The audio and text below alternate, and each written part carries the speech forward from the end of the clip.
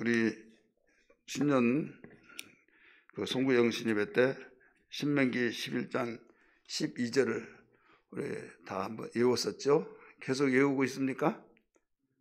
잃어버렸어요? 한번 눈을 감아보세요. 외웁니다. 시작.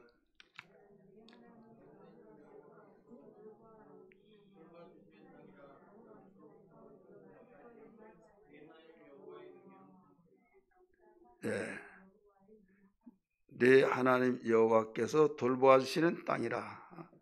내 하나님 여호와께서 돌봐주신 땅이라. 연초부터 연말까지 내 하나님 여호와의 눈이 항상 그 위에 있으리라. 이렇게 나오죠. 그거 여러분 꼭 외우십시오.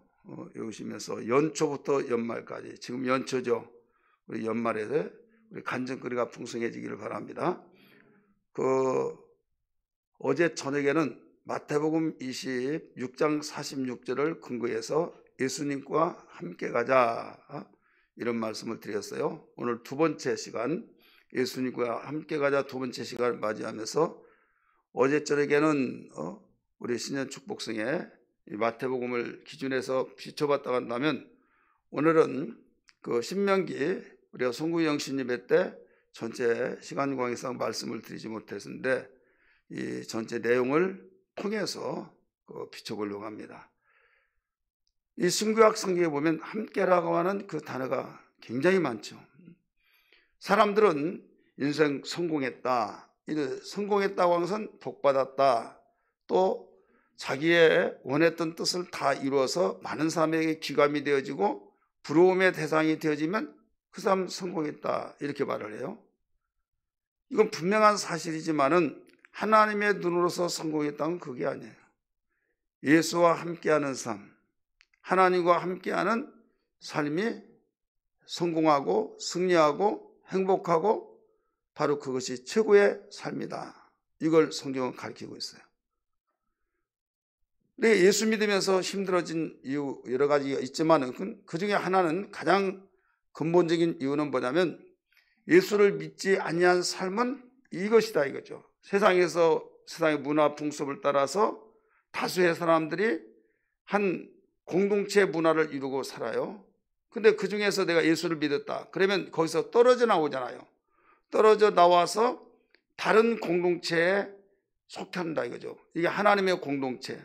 근데 공동체가 적으면 적을수록 힘들어요. 크면 큰 대로 그 힘의 그 이력이 있잖아요.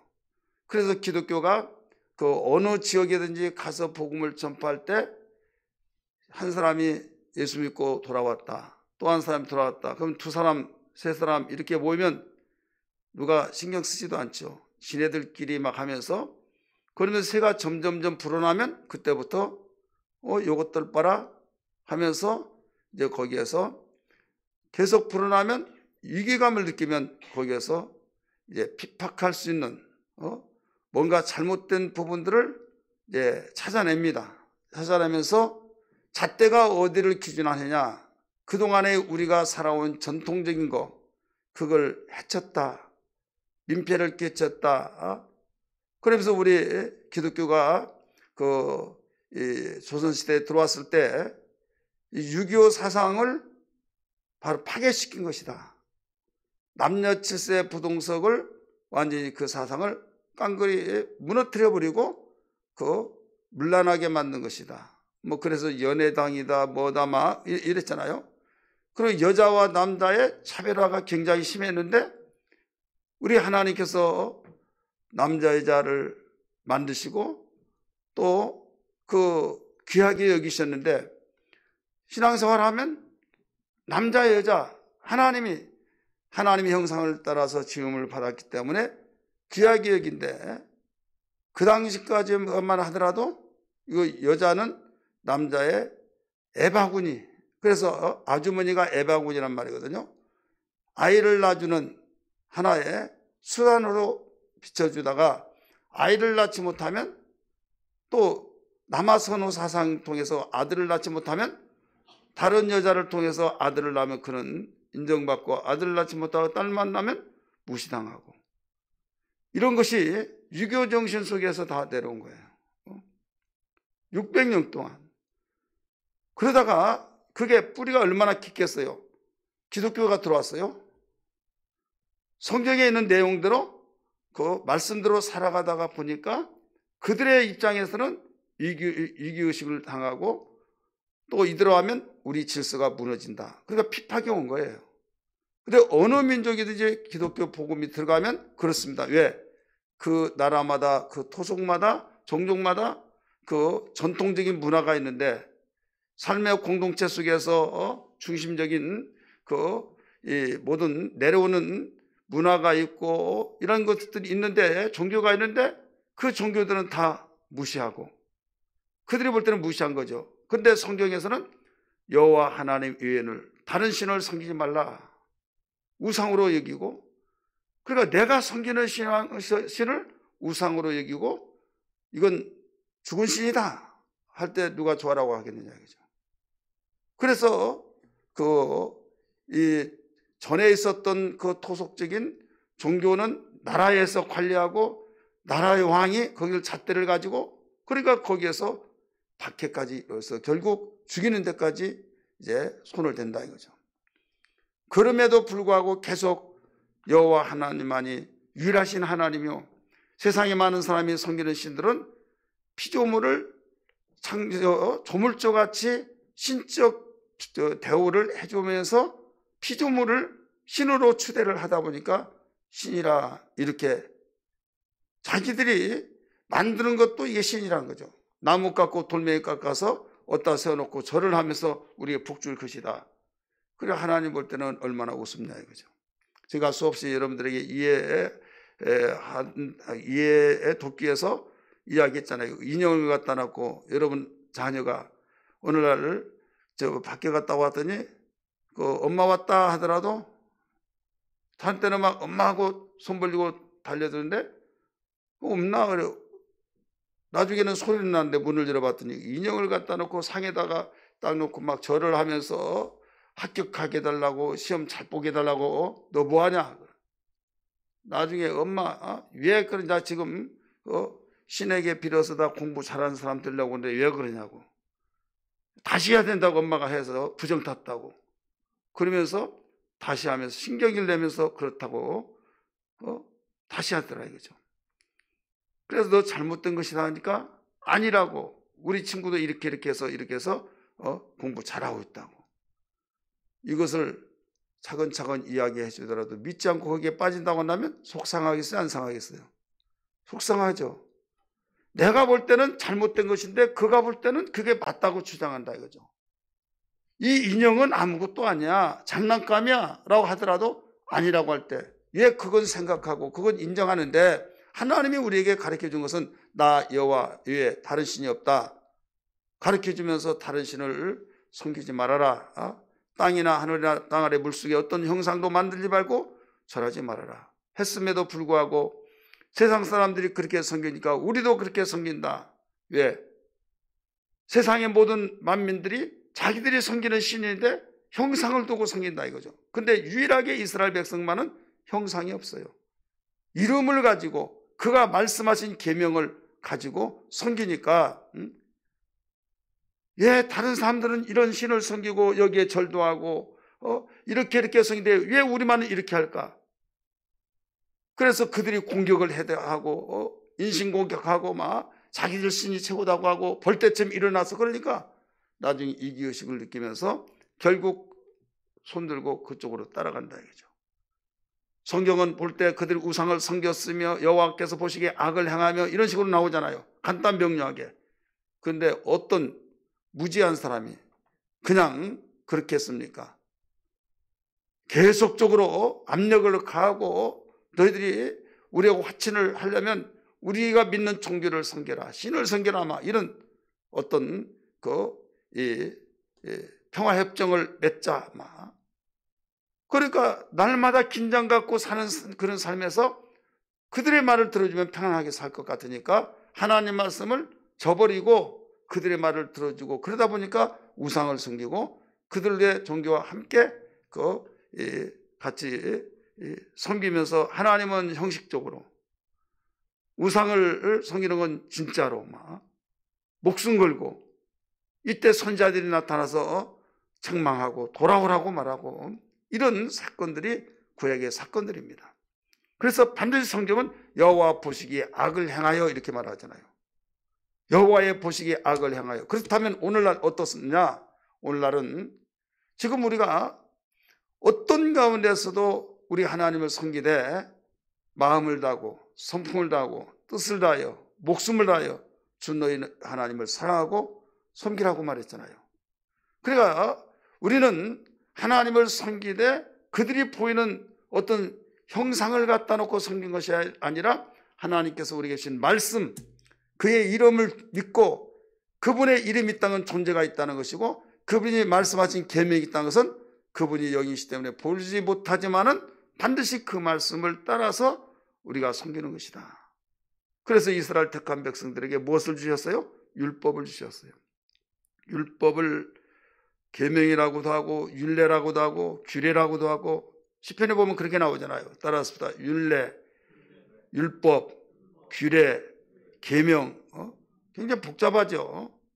율법은 헌법과 같은 입장이라고 한다면, 율례는 그 말씀대로 계속 살다가 보니까 이제는 우리에게 전통적인 문화로서 그냥 이건 법인지 우리의 생활인지 잘 알다가도 몰라요. 왜?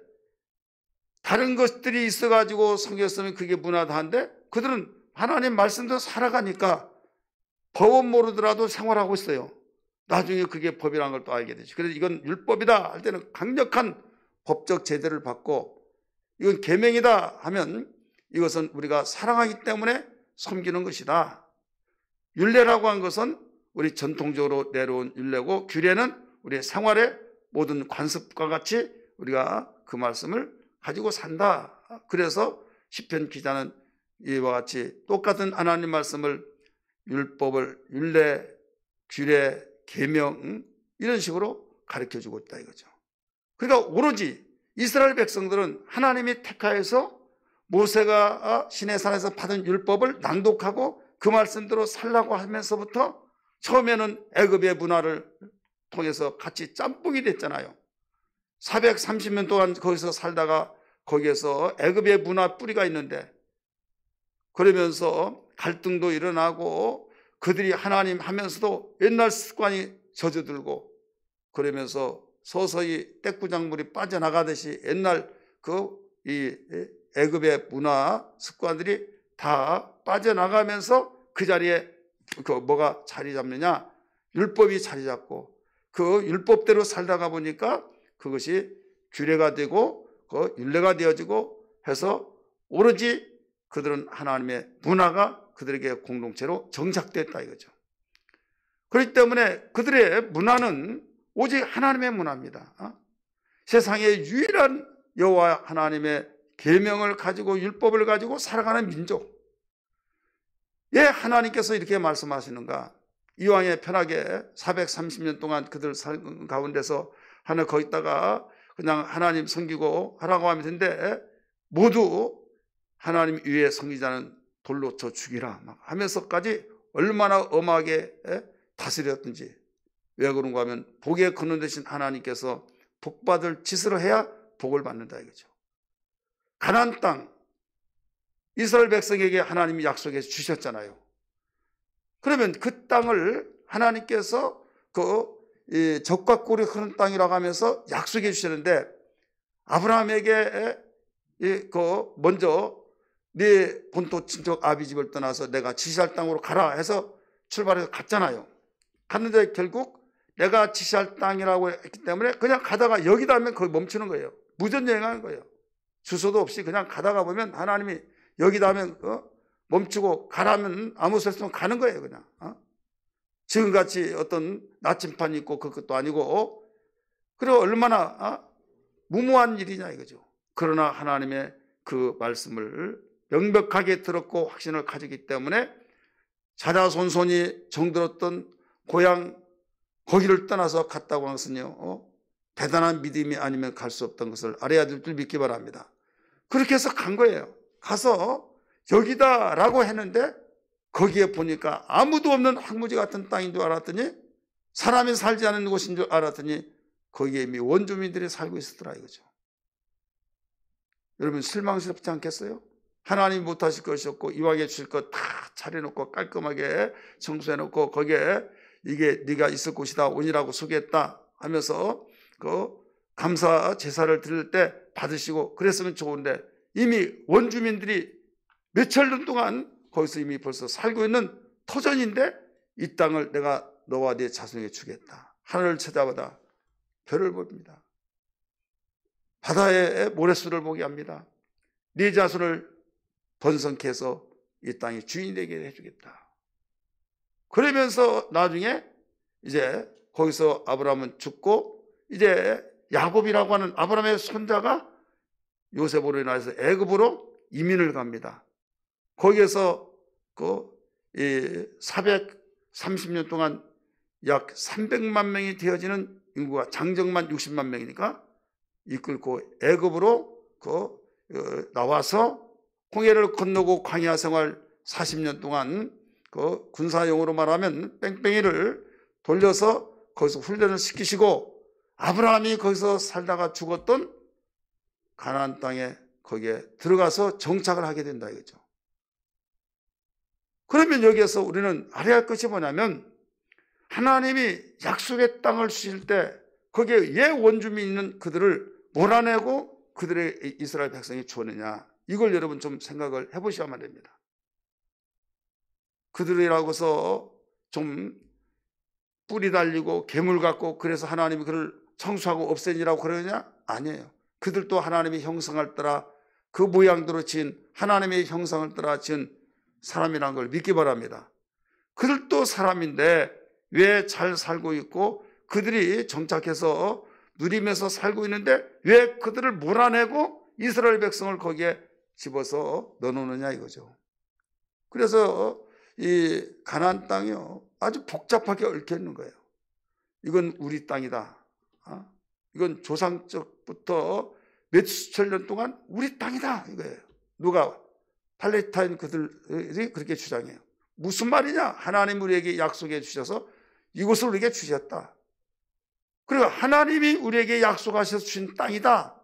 그걸 주장하면 이스라엘 땅이고, 또 이건 조상적부터 우리에게 물려받은 땅으로서 우리 것이다. 그러면 누구 땅이에요? 그들의 말이 또 맞는 거예요. 도대체 어느 말이 맞냐 이거죠. 여러분 한번 생각해 보세요. 하나님이 우리에게 주신 땅, 적과 꿀인 땅이다. 내놔라. 내놓게 왜 내놓느냐 이거죠. 우리 땅인데 쳐라. 막 목을 치고 막 전쟁을 해서 나중에 다 빼앗고 분배해서 나눠 가진 것이 여호수아를 통해서 땅 분배받지 않습니까? 하나님의 형상을 입고 그곳에서 사는 그들을 왜 치라고 하면서 살상을 시키며 죽이면서까지 그곳을 차지하게 만드느냐. 한마디로 말해서 죄악 때문에 그랬습니다. 따라서 죄 때문에 그런 거예요. 아브라함이 말씀하십니다. 아브라함에게 그 무전여행 하듯이 내가 지시할 땅으로 가라 해서 가는데 세겜이라는 땅, 마블의 상수리나무 거기에 있을 때 이 땅이다. 내가 이곳을 너와 네 자손에게 주리라 해서 거기에 제단을 쌓고 하나님께 제사를 했어요. 오늘날은 말 예배 드렸다 이거죠. 이때에 하나님이 그 자리에서부터 막 낳고 해서 번성하게 하고 숫자를 막 늘려나가고, 하나님 못하실 것이 없으니까 원주민들은 조금 낳게 하고 나타나도 비리비리하게 낳게 하고 병들어 죽게 하고, 이스라엘 아브라함의 자손은 기하급수로 벌어나게 해서 자동적으로 인구가 증가하고 여기는 하강하고 해서 인구가 많은 데가 이기잖아요. 그렇게 해서 차지하게 할 수 있을까요? 없을까요? 그렇게 할 수도 있어요. 근데 왜 그렇게 하지 않고 야곱이 애굽으로 내려가서 요셉으로 인해서 초청과 이민을 갔잖아요. 거기서 못자리 역할을 통해서 430년 만에 300만 명의 인구가 거기서 이제 퍼뜨려져서 그들을 이끌고 와서 차지하게 된 거거든요. 성경은 그렇게 말합니다. 아직 아모리 족속의 죄악이 관영하지 않았다. 이렇게 나와요. 우리 성경 한번 볼까요? 저 나왔네요. 읽습니다. 시작. 네 자손은 사대 만에 이 땅으로 돌아오리니 이는 아모리 족속의 죄악이 아직 가득 차지 아니하였음이라. 아브라함에게 약속하셨던 그 땅 아직은 죄악이 관영하지 않았다. 가득 채워지지 않았기 때문이다 라고 가르쳐 줬어요. 그럼 뭐 때문에 하나님이 그 가나안 땅을 저버리고 이스라엘 백성에게 주려고 했느냐? 죄악 때문에 그랬다 이거죠. 그리고 오늘날도 마찬가지이다 이거죠. 죄 때문에 망하고 죄 때문에 저주받고 지옥 가고 이 땅에 살면서도 행복하지 못하고 뭐가 문제예요? 죄가 문제다 이거죠. 그러나 오늘날 많은 사람들이 죄가 죄된 것을 모르고 죄에 대한 무관심 갖고 세상이 이런데 하면서 세상의 흐름에 따라서 살다 보니까 죄라고 한 것이 다른 거 아니고 인류와 도덕적으로 그냥 흐트러지면 그게 죄고 자기가 생활하고 있는 거 양심대로 살면 아무 죄 없고 이렇게 생각하고 있다 이거죠. 여러분 양심이라고 한 것은요 하나님의 양심이 아닌 사람의 양심은 그때그때마다 바뀌어진 거예요. 시대에 따라서 바뀌어지고 어떤 그 종교가 들어와서 자리 잡으면 그 종교에 따라 달라지고 달라진다니까요. 그 달라지는 그것에 의해서 우리가 어떤 데는 죄가 되기도 하고 어떤 데는 영웅이 되기도 하고 그렇잖아요. 하나님의 법은 하나님의 양심 속에서 우리에게 선포되어진 말씀인데 그건 영원히 변찮은 말씀 법이란 걸 믿기 바랍니다. 그래서 많은 사람들이 손을 내 가슴에 얹고 하늘 두고 맹세하지만 나는 깨끗하다. 나는 아무 죄가 없다. 나는 양심대로 살았다. 이렇게 자신만만하지만은 하나님의 말씀에 기하지 않고 내 마음대로 살면 이건 죄가 된다 이거죠. 그러면 그런 것이 어디냐 이렇게 말할 때 세상 법정에서 이런 우리 헌법 있잖아요. 법에서 심판을 하고 재판 판결을 되어서 몇 년 하면서 막 판결을 받고 죗값을 치르고 나오고 막 그래야 안 그래요? 그렇잖아요. 그렇습니다. 그 세상이 바로 그 나라가 있는 한 그 법에 의해서 판결을 받고 모든 결과가 따라오지만은 인간은 그 판결이 법대로 판결돼서 옳은 의의가 있고 또 정치적으로 때로는 뇌물로 해서 판결답지 않는 판결이 있을 수도 있다 이거죠. 이건 불공평한 것이다 이거죠. 또 그 나라의 어떤 종교적으로나 또 그 전통적으로 내려온 거기에서 법을 만들었기 때문에 하나님 볼 때는 악한 법을 그걸 그들은 옳은 법으로 생각하고 있다 이거죠. 가령 포괄적 성평등 법을 관철시키려고 얼마나 야단법석합니까? 그러면 이것은 우리가 모든 사람 지금 사회가 이렇다라고 하면서 포괄적 성평등을 통과시켜서 겉으로 볼 때는 성평등 얼마나 좋습니까? 여러분 기독교에서 성평등 남성 여성을 똑같이 평등한 법을 만든 거예요. 이승만 대통령 때.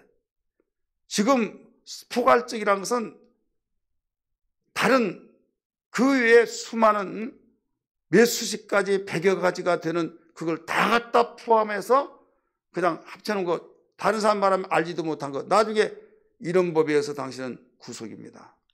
형사처벌입니다. 벌금입니다. 나 알지도 못해. 이런 것이 어디 있냐고.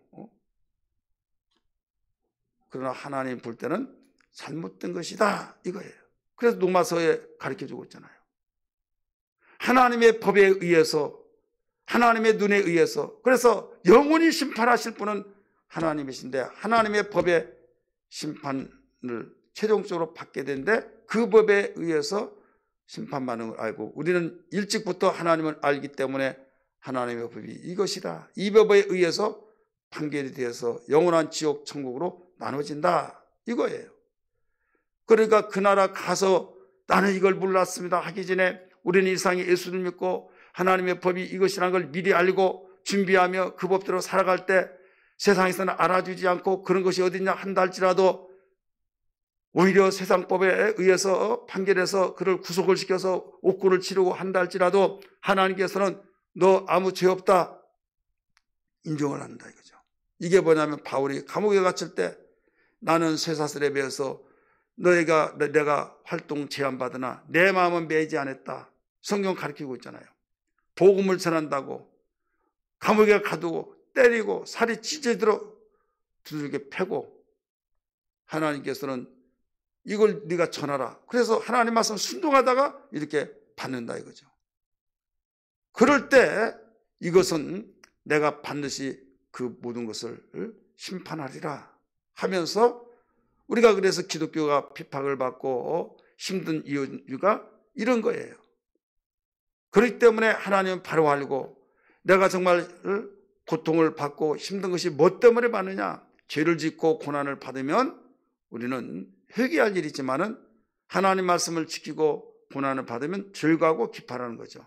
우리 성경 한번 볼까요? 베드로전서 2장 19절부터 봅니다. 베드로전서 2장 19절.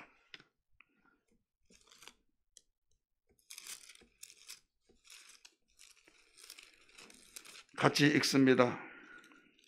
2장 19절부터 시작. 부당하게 고난을 받아도 하나님을 생각함으로 슬픔을 참으면 이는 아름다우나 죄가 있어 매를 맞고 참으면 무슨 칭찬이 있으리요. 그러나 선을 행함으로 고난을 받고 참으면 이는 하나님 앞에 아름다우니라. 21절 뭐라고 그랬어요? 이를 위하여가 뭐예요? 고난을 위하여 너희가 부르심을 받았으니 그리스도도 너희를 위하여 고난을 받으사 너희에게 본을 끼쳐 그 자취를 따라오게 하려 하셨느니라. 아멘. 이런 가르침, 설교가 많이 나왔는데요. 이런 내용을 안 가르치다 보니까 세상 사람이 욕을 해도 먹으면 그렇게 믿으니까 하나님 영광 가리고 막 그러면서 그들이 원하고 칭찬하고 박수 쳐주려면 어떻게 해요?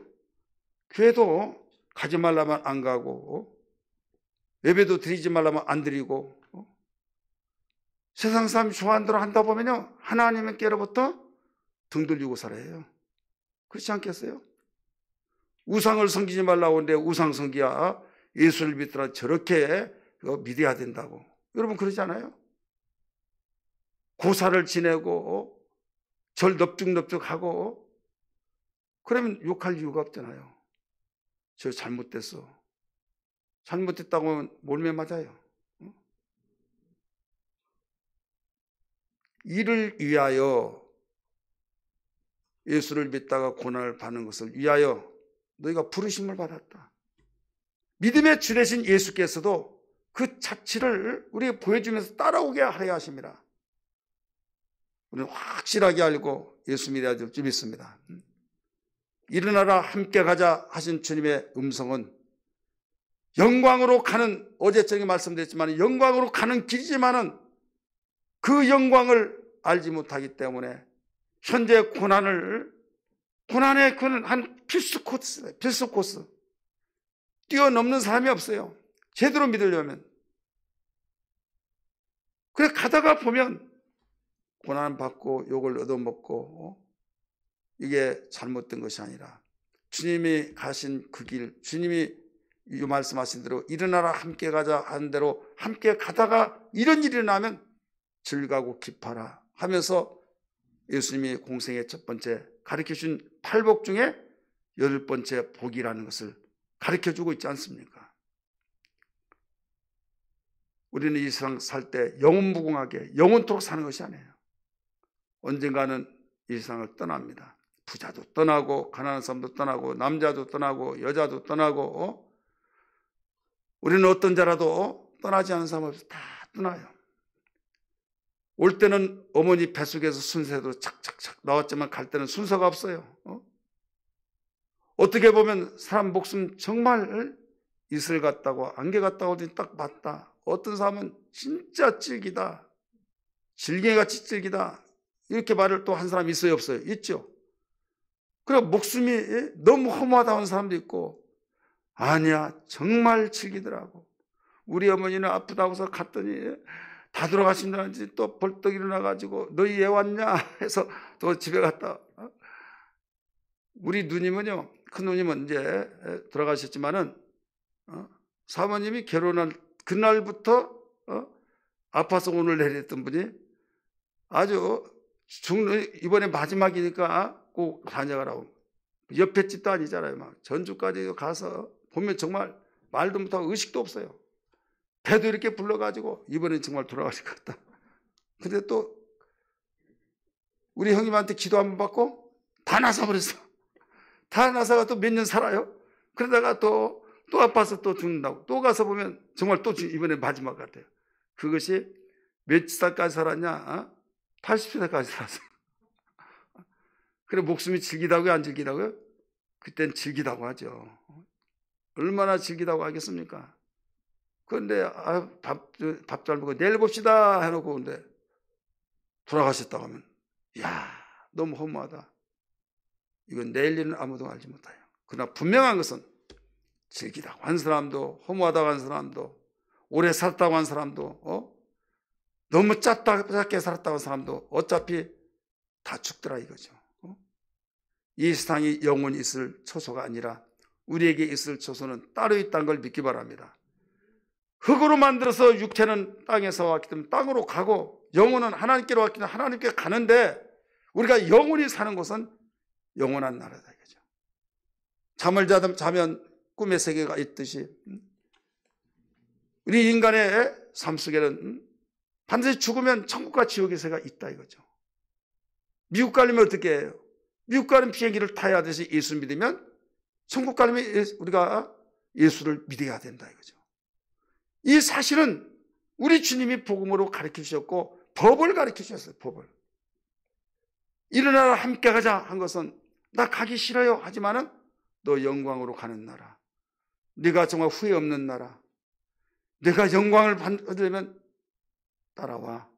잠에서 눈을 비비면서도 일어나라 깨워가지고 같이 가자고 말씀하신 주님의 음성을 우리 깊이 되새겨볼 때 주님이 같이 가자고 것은 좋은 곳이라는 걸 믿기 바랍니다. 나쁜 곳은 같이 가자고 한 거예요. 같이 가자고 하지 않는 것이다 이거죠. 자, 예수님이 우리를 위해서 십자가를 못 박혀 죽으시고 저주와 질병을 다 짊어지신 걸 믿습니까? 믿으시면 아멘 하십시다. 그런데 누가복음 9장 말씀 보면 아무든지 나를 따라오거든 날마다 자기를 부인하고 제 십자가를 지고 나를 쫓을 것이라 나오죠. 십자가를 짊어지고 따라오라는 거예요. 왜 그럴까요? 저주의 십자가는 예수님이 짊어지시고 네 십자가는 이게 영광의 십자가다 이거죠. 자, 십자가는 때로는 오해를 받고 멸시천대받고 무겁고 정말 모든 사람으로부터 타겟이입니다. 어떤 타겟이냐? 박수 쳐주는 좋은 스타적인 타겟이 아니라 멸시천대를 받는 타겟이다 이거죠. 이게 고난이에요. 그래서 영광으로 가는 그 길을 고난의 길이라지 이건 내가 감수해야지 피해 나갈 것이 아니다. 근데 감수하면은 그 감수한 것이 영원히 되어진 것이 아니라 어느 정도의 절정에서 딱 끝나버린다. 그 절정이 뭐냐? 예수님께로부터 우리에게 보여주는 거예요. 예수님 우리에게 보여주는 것은 십자가에 죽으실 때 그게 끝이에요. 십자가에 죽을 때 다 이뤘다 하시면서 죽으시고 난 뒤에 부활의 영광이 나타난 것처럼 우리는 신앙생활 속에서 언제 그게 끝이 나느냐? 내가 자아가 죽어야 될 줄 믿기 바랍니다. 따라서 합시다. 내가 죽어야 된다. 내가 살려고 몸쉬고 내가 살려고 내가 비싼 밥 먹고 교회 다니면서 이런 말을 드려야 하느냐 저래야 하느냐 그러면요 연단이 계속 길어지는 거예요. 어차피 죽을 거 나는 죽었다. 그래 기도도 하나님 나 죽게 해달라고 목숨 끊게 해달라고 그 말이 아니라 내 자존심 죽게 해달라고. 가정에서도 불행한 것이요 서로 기싸움만이라고 불행한 가정도 있어요. 남편은 남편대로 기싸움하고 아내는 아내 기싸움하고 네가 이게 내가 이기냐 하면서 끝까지 줄다리기 하다가 그것 때문에 불행한 가정이 얼마나 많습니까? 우리 예수 믿는 사람은 나는 죽었다. 항상 고백이 돼야 될 줄 믿습니다. 나는 죽었다 이거죠. 내 속에 예수님이 살았기 때문에 나는 주님이 사는 그분 따라 가는 거예요. 그때부터는 해방이 된 겁니다. 자, 주님이 부활하시고 난 뒤에 공간의 제약을 받았어요? 안 받았어요? 안 받았어요. 놓고 하면서 들어가지 않고 그냥 영광으로 들어가 버린 거예요. 엠마오로 가는 두 제자들이 예수님인 걸 몰랐잖아요. 그런데 기도하고 난 뒤에 식사 기도하고 난 뒤에 알아봤잖아요. 그러니까 그분은 죽으시고 난 뒤에 영광으로 나타난 그뒤부터는 공간을 초월하고 모든 걸 초월돼 버린 것처럼 우리가 죽어서 주님과 함께하는 우리 모두 초월적인 삶을 살 수 있는 걸 믿기 바랍니다. 내가 환경이 어렵고 힘들지라도 왜 당신은 돈을 안 벌어다 주고 이랬냐 저랬냐 바가지 긁지 않습니다. 초월한 사람은 주님 구원시켜준 것만도 감사합니다. 감사하며 어려운 거 불편한 것이 있어서 그렇지 나를 구원하신 그 은혜를 생각할 때 얼마나 감사한지. 그냥 이왕에 죽으려면 빨리 죽자 이거죠. 한번 따라합시다. 이왕에 죽을 거 빨리 죽읍시다. 우리 서로 한번 얼굴을 찾아보면서 하세요. 이왕에 죽을 빨리 죽자고. 나는 끝까지 안 죽을 거야? 참 이상한 것은요. 주여 우리 가정 행복하게 주시옵소서 막 눈물을 흘리고 콧물을 흘리고 막 가슴을 쥐어뜯으며 행복하게 달라고. 우리 하나님 주님이 뭐라고 그랬어요? 죽어라 죽어라. 근데 주님 저는 죽을 수는 없고요. 빨리 행복하게 해달라고. 죽어야 해요. 목회도 죽어야지 살면요 목회 못해요. 자, 죽은 사람은 특징이 있어요. 알지 못해요. 소리 들어요 못 들어요? 존심 차려요 안 차려요? 챙겨요 안 챙겨요? 무슨 별의별 말 하더라도요 죽은 사람은요 그거 신경 안 써요. 그래서 죽으려고 하잖아요. 예, 죽으면 편안한 줄 알고. 바울이 그 많은 고통 고난 수 없는 연단을 받았지만은 갈라디아 2장 20절의 말씀 보니까 내가 그리스도 안에서 십자가에 죽었다. 내가 사는 것은 내 속에서 그리스도가 살았기 때문에 그로 말미암아 믿음으로 살아간 것이다. 이렇게 고백했던 걸 믿기 바랍니다. 나 자는 이미 죽어버렸다. 자존심이란 건 죽었다. 살아가는 것은 지금 믿음 안에서 살아가고 있는 것이다. 그래서 날마다 나는 죽노라 하면서 고백했던 것처럼 우리 이런 신앙 되어야 될 줄 믿습니다. 이게 바로 어떤 삶이냐? 바로 주님과 함께 가는 사람이에요. 주님 뜻대로 살기로 했네. 주님 뜻대로 살기로 했네. 주님 뜻대로 살기로 했네. 뒤돌아서지 않겠네. 이 세상 사람 남 몰라줘도 이 세상 사람 남 몰라줘도 이 세상 사람 남 몰라줘도 뒤돌아서지 않겠네. 세상 등지고 십자가 보내. 세상 등지고 십자가 보내. 세상 등지고 십자가 보내. 뒤돌아서지 않겠네. 뒤돌아서지 않겠네. 우리 구약시대는 율법을 따라서 하나님 신 계명을 따라 살았지만은 그 계명을 율법을 다 이루신 지금은 복음을 위해서 복음을 따라서 복음의 주가 되신 예수 그리스도를 그래서 예수와 함께 가자 이 말씀이고 구약시대 때 비춰본다고 한다면 바로 오실 예수님 그분과 함께 살자는 거죠. 자, 예수님과 함께 살아야 할 이유가 뭐냐? 이유 한마디로 말한다면 복의 근원이 되기 때문입니다. 한마디로 말한다면 복 때문이에요. 복. 따라서 복 때문이다. 모든 축복의 원리가 되기 때문에요. 사람은 복에 대하여서 관심이 많고 사랑하고, 복이라면 자다가도 벌떡 일어나고, 그래서 우리 민족은 특별히 어느 민족보다 다 싫어하는 민족 없고 다 좋아하지만은 우리 민족까지 복을 좋아하는 민족이 없는 것, 없지 않나 이렇게 생각이 돼요. 옛날에는 이 한복 입을 때 옷걸음에도 뭐예요? 복복자. 복집게에도 복복자. 비내의 끝에도 복복자. 고무신에도 콧배기에다가 복복자. 백인예배도 양쪽에도 복복자. 할대부에도 복복자. 그랬어요. 그래서 나이 드신 분들이요. 그랬죠. 그 복복자 써가지고 다니고 그렇게 해서 봉독한다면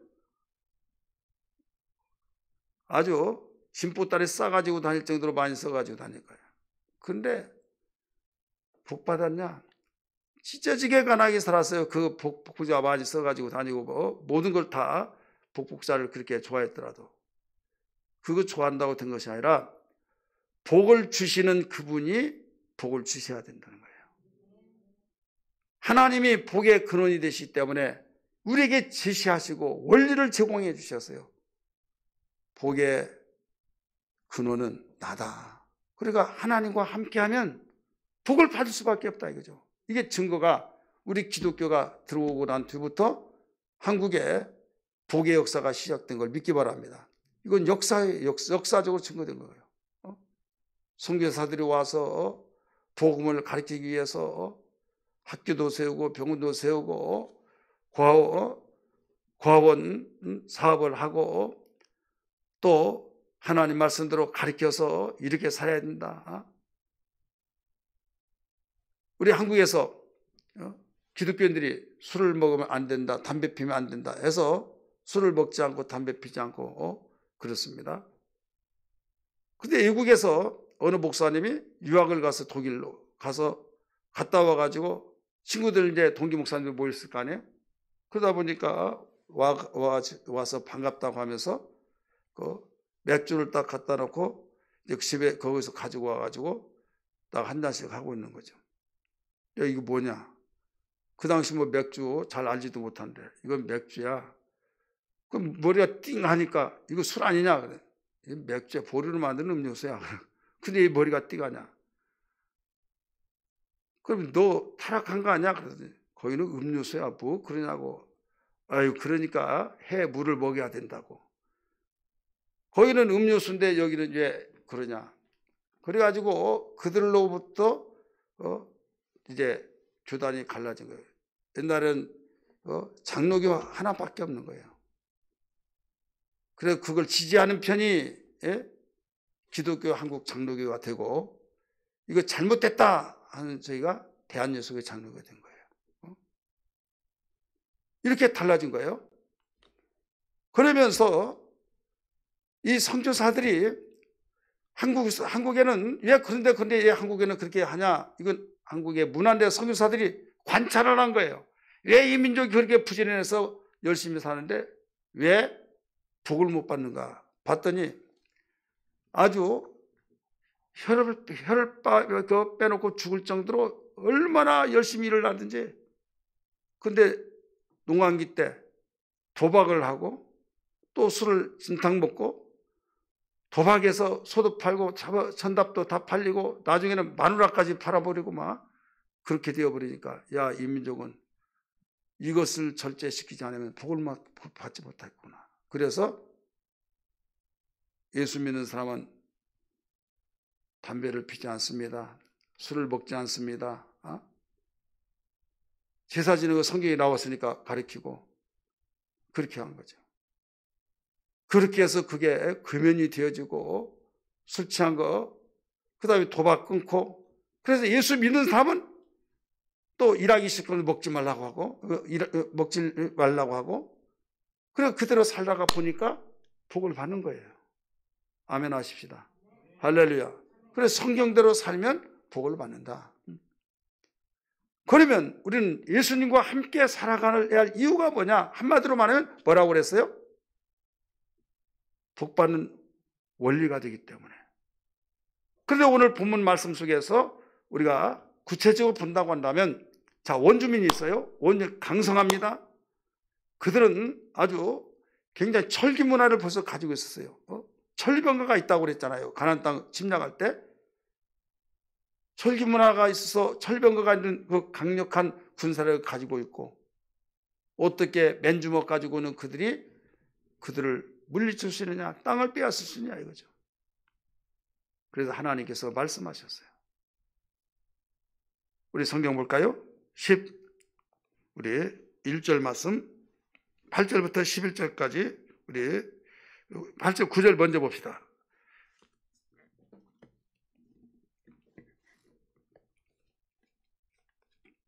11장 8절부터 우리 9절까지 읽습니다. 시작. 그러므로 너희는 내가 오늘 너희에게 명하여 모든 명령을 지키라. 그리하면 너희가 강성할 것이요 너희가 건너가서 차지할 땅에 들어가서 그들을 차지하리라 할 것이며, 또 여호와께서 너희의 조상들에게 맹세하여 그들과 그들의 후손들에게 주리라고 하신 땅 곧 젖과 꿀이 흐르는 땅에서 너희의 날이 장구하리라. 이게 나오죠. 장구하리라. 한마디로 말해서 예수와 함께 살아갈 이유는 모든 축복의 원리가 되기 때문이다. 한마디로 말하면, 근데 구체적으로 본다고 한다면 강성하고 차지하고 장구하기 때문이다. 그들이 강하지만은 그보다 더 강하게 해주겠다. 철기 문화를 가지고 철병거를 가지고 그 국방력을 지키는 그런 민족이랄지라도 내가 그보다 더 강하게 해주겠다. 함께하면은 그분은 능하지 못한 일이 없으니까. 그래서 이렇게 하라. 하나님 눈에 보이지 않지만 말씀하신 그 말씀과 함께할 때 주님과 함께하는 거, 하나님과 함께하는 것을 믿으시길 바랍니다. 말씀을 지키는 그 자체가 주님과 함께하는 삶이에요. 그렇기 때문에 여기서 강성하게 하고 그 땅을 그들은 철병을 통해서 보존하고 국방력 강하게 해서 지켰지만은 내가 강하게 해서 그들보다 더 강하게 해서 그걸 차지하게 하고, 이제는 그들이 얼격결에 그 뺏겼는데 그들이 재정비해 가지고 공격해 올 수 있지만은 내가 절대로 빼앗기지 않도록 자자손손 계속 차지하도록 유지하도록 장구하게 하겠다. 8절 9절에서 그렇게 가르쳐 줬잖아요. 어떻게 하면은, 그러므로 하면서 그리하면 이렇게 나오잖아요. 우리 성경 말씀 또 봅니다.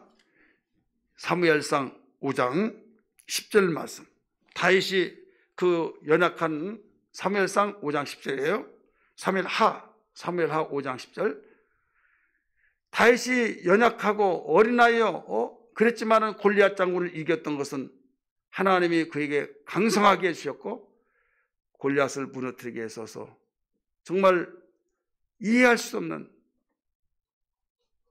그런데 왕이 되어가지고 어디로 가든지 다윗에게 함께 하시니 강성하겠다, 강하게 해주셨다 하신 말씀을 믿기 바랍니다. 같이 읽습니다. 시작. 만군의 하나님 여호와께서 함께 계시니 다윗이 점점 강성하여 가니라. 함께 계시니, 강력하신 하나님이 함께 계시니 점점 강성하여 갔으라. 역대하에서도 가르쳐주고 여기저기 많이 나옵니다. 그러니까 우리는 한 해를 살아갈 때, 주님과 함께 살아갈 때, 나는 연약해서 못하지만 주님이 함께 하셔서 강성해지게 하고 차지하게 하시고 우리에게 장구하게 하신다. 어떤 사람에게 하나님이 함께 하시면, 그래서 우리는 하나님과 함께하는 삶을 살아야 된다. 주님과 함께 가야 된다. 이 말씀입니다. 여러분 가정이 든든히 세워지기를 원하시면 아멘 하시기 바랍니다. 여러분 계획과 사업 현장과 또 여러분들이 자녀들에게도 심령이 강해지고 정말로 유혹받지 않고 그가 비전을 향해서 움직여 나갈 때 그 비전대로 쭉쭉쭉쭉 나갈 때 정말 흐트러지지 않은 가운데서 나갈 수 있다고 한 거, 마음을 빼앗기고 정말 의지를 빼앗기고 여러 가지 빼앗긴 것들이 얼마나 많습니까? 그런 가운데서도 하나님이 함께 하시면 빼앗기지 않게 하시고 강성하게 해주시고 또 어떻게 해주세요? 차지하게 해주시고 더 나아가서 장구하게 해주시겠다라고 말씀하셨어요. 그 다음에 우리는 애굽의 그 땅과 같지 않다. 라고 가르쳐 줬어요. 상황 판단을 잘해야만 됩니다. 송구영 스님의 때 말씀드렸던 것처럼 애굽의 땅은 이와 같고 너희들의 땅은 이와 같다 이거예요. 10절 11절의 말씀 보면 애굽의 땅은 파종을 해놓고 물이 없을 때 밭고랑을 그냥 발로 쭉 밀면 고랑이 생겨서 물을 흡수해서 거기에 잘 농사가 되는 땅이다. 근데 내가 너에게 주려고 하는 땅은 산이 있고 골짜기가 있어서 흡수가 되어버린다. 비가 오면 그대로 다 스며들어서 고인 것이 없다 이거죠. 그러니 어떻게 너희가 살아가겠느냐 이렇게 생각할지라도 내가 너희와 함께하면 그 모든 걸 알기 위해서 내가 알기 때문에 이른 비와 늦은 비를 주어서 포도밭에 포도가 있게 하고 또 목초급할 때 푸른 초장과 같이 만들어 줘서 범사를 축복하게 하겠다 이런 말씀이에요. 그럼 우리는 세상 사람들을 애굽이라고 하고 지금 우리에게 준 모든 땅을 우리가 지금 주시려고 하는 땅이라고 한 것을 생각해 보세요. 그들은 여건이 좋습니다. 여건이 얼마만큼 좋냐? 그냥 파종해놓고 안 된다, 비가 없다 그러면 그냥 밭고랑만 발로 밀고 나가더라도 고랑이 생긴다니까요. 옛날 천수답이 있었죠. 다랑다랑한 다랑은 하늘에서 비가 내려와면 농사지어진 땅. 지금은요, 우리 여기 오면서도 논이 있잖아요.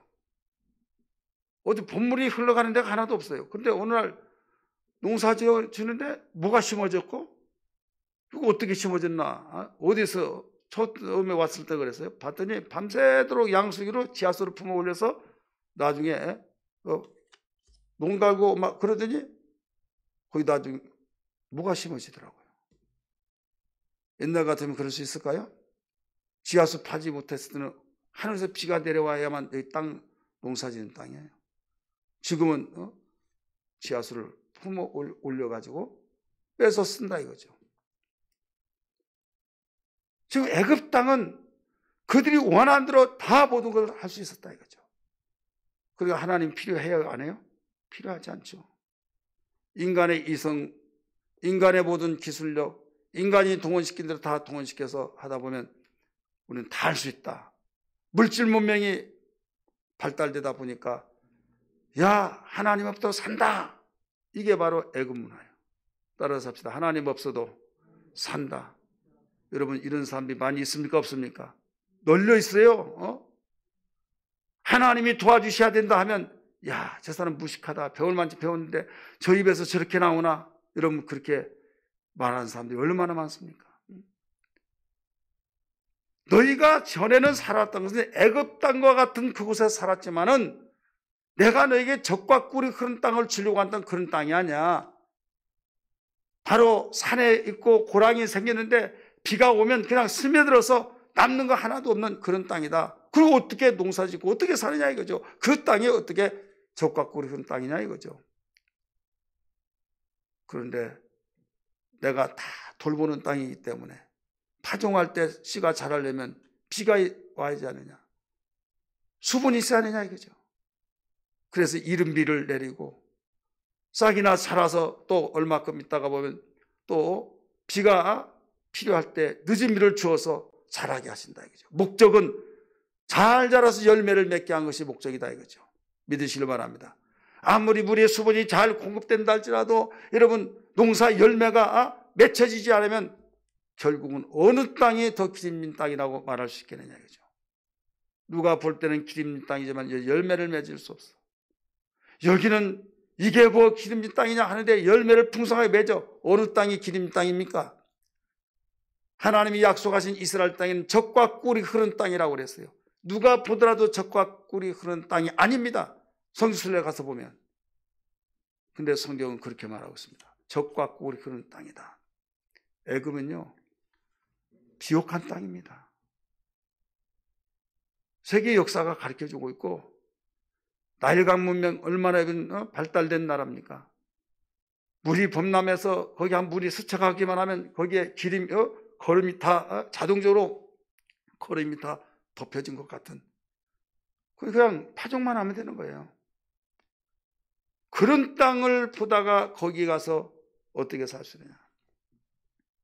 근데 하나님이 돌봐주시지 않으면 안 된다는 거예요. 아무리 될 것 같지만 하나님이 돌봐주시면 안 된다. 우리 11절 한번 봅니다. 11절 읽습니다. 시작.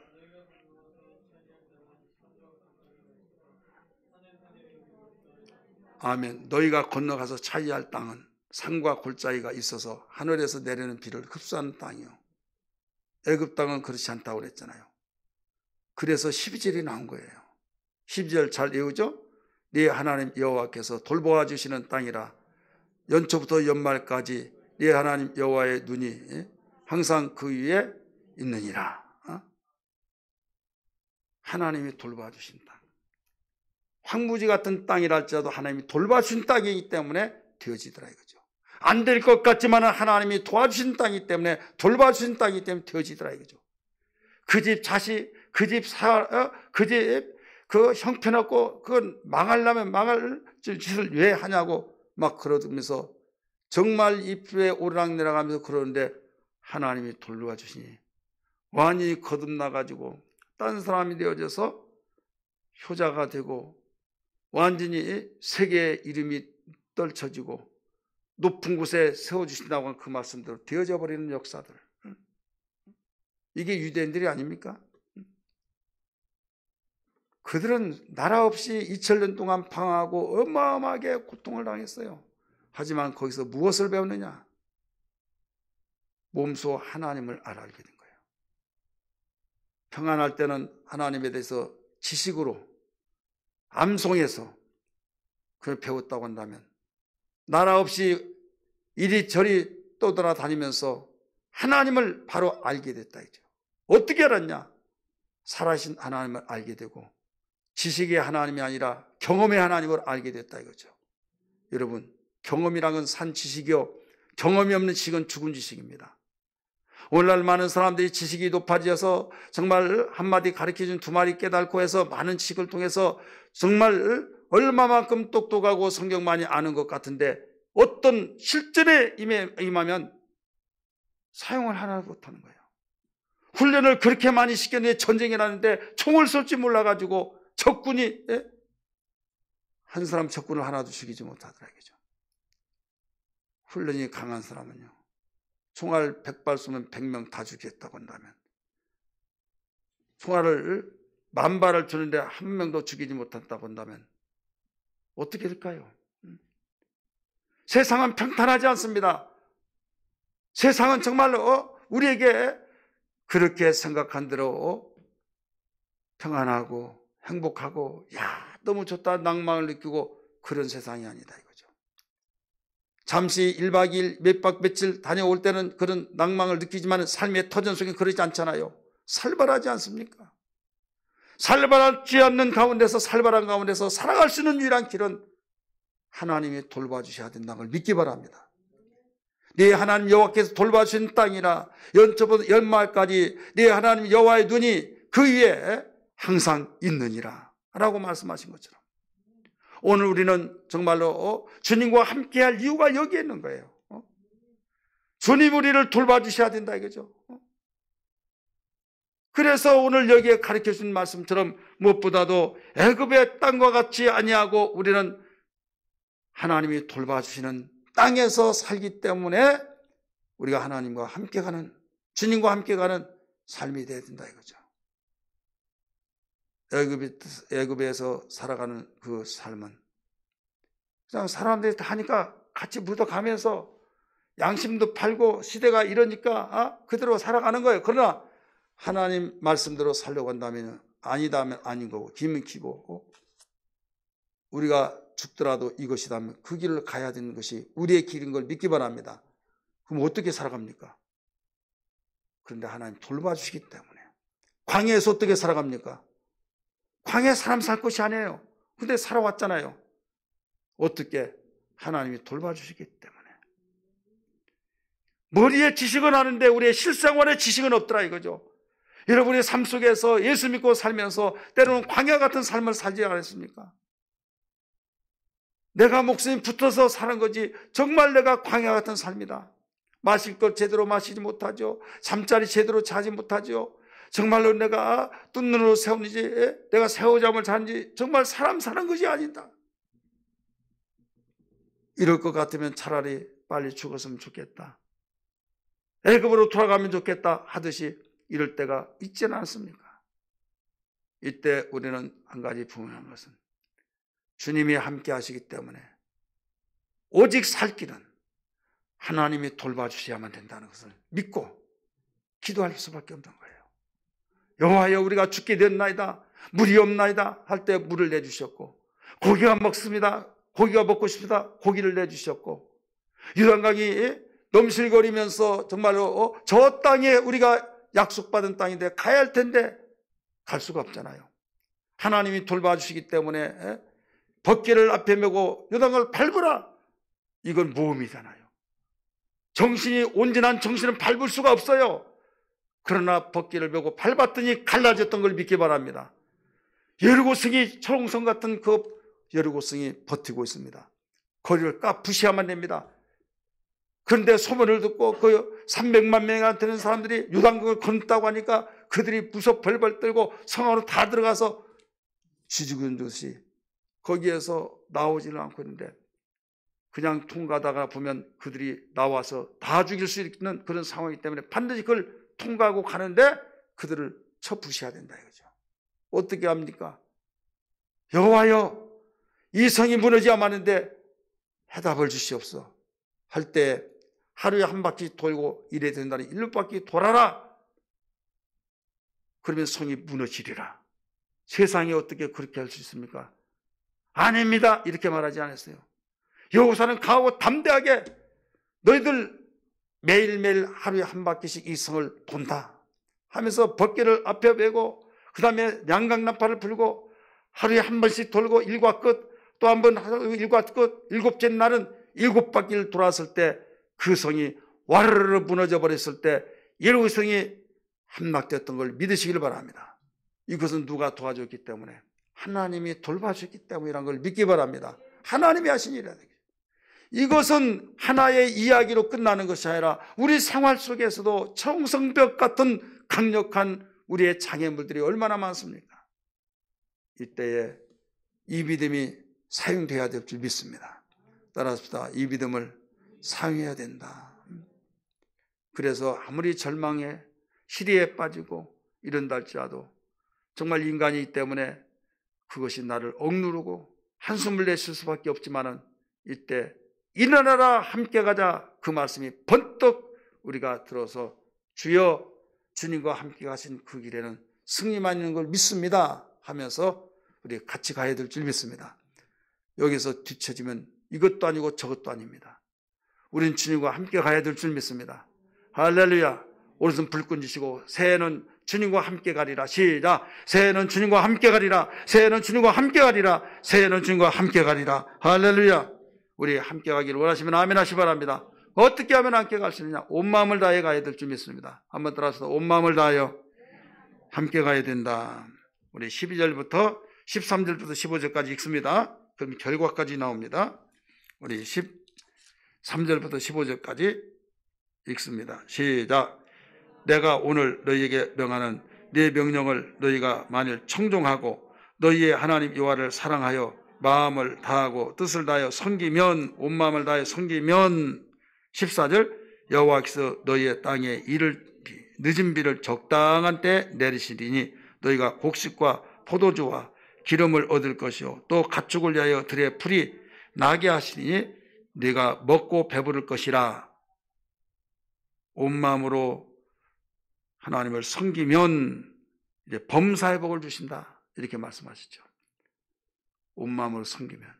그래서 우리가 기도할 때 하나님 마음을 다하고 성품을 다하고 뜻을 다해 주 하나님을 섬기게 해달라고 이렇게 기도할 때 반드시 약속하신 걸 믿기 바랍니다. 16절부터 17절 읽습니다. 시작. 너희는 스스로 상가라 두렵건대 마음이 미혹하여 돌이켜 다른 신들을 섬기며 그것에게 절함으로 여호와께서 너희에게 진노하사 하늘을 닫아 비를 내리지 않으하여 땅이 소산을 내지 않게 하심으로 너희가 여호와께서 주신 이름 아름다운 땅에서 속히 멸망할까 하노라. 우리는 순종하고 주님과 함께 가는 것만이 해답입니다.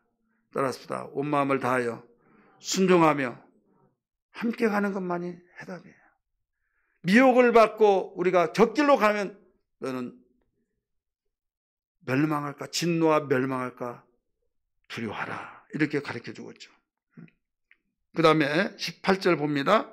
18절부터 말씀으로 무장하며 살라는 거예요. 시작. 또 그것을 너희의 자녀에게 가르치며 집에 앉아 있을 때든지 길을 갈 때든지 누워 있을 때든지 일어날 때든지 이 말씀을 강론하고 20절 또 네 집 문설주와 바깥문에 기록하라. 그렇게 하면 말씀을 무장하면 여호와께서 너희 조상들에게 주리라고 맹세하신 땅에서 너희의 날과 너희의 자녀의 날이 많아서 하늘의 땅을 덮는 날과 같으리라. 할렐루야.